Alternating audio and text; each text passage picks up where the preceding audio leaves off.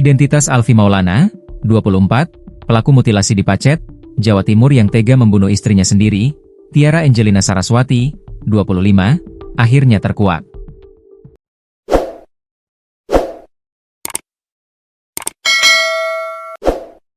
Alfi Maulana, pelaku mutilasi, sehari-hari bekerja sebagai driver ojek online, ojol. Identitas lain yang terungkap, Alfi Maulana merupakan perantauan asal dusun Desa Aikpaing, Kecamatan Rantu Utara, Kabupaten Labuhan Batu, Sumatera Utara yang berkuliah di Universitas Trunojoyo, Madura, Jawa Timur. Video terungkap cara Alfi habisi sang pacar, hingga nekat mutilasi jasadnya lihat di sini.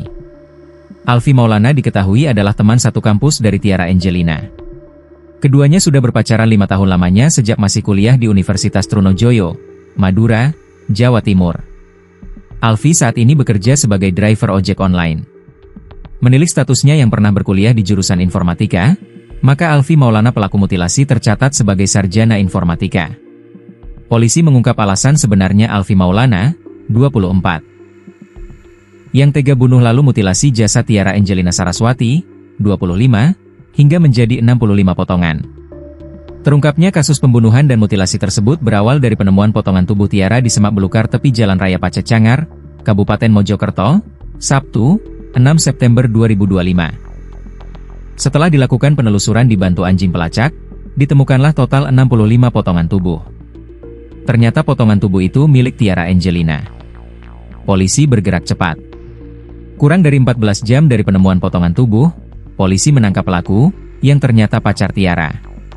Alfi ditangkap saat berada di kamar kos Jalan Raya Lidah Wetan, Kecamatan Lakar Santri, Kota Surabaya, Minggu, 7 September 2025, pukul 1 WIB dini. Mutilasi adalah proses atau tindakan memotong-motong tubuh manusia atau hewan.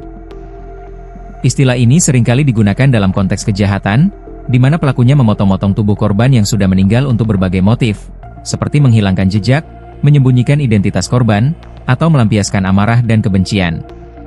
Dalam hukum pidana di Indonesia, tidak ada pasal khusus yang mengatur tentang mutilasi. Namun, tindakan ini biasanya dijerat dengan pasal-pasal pembunuhan.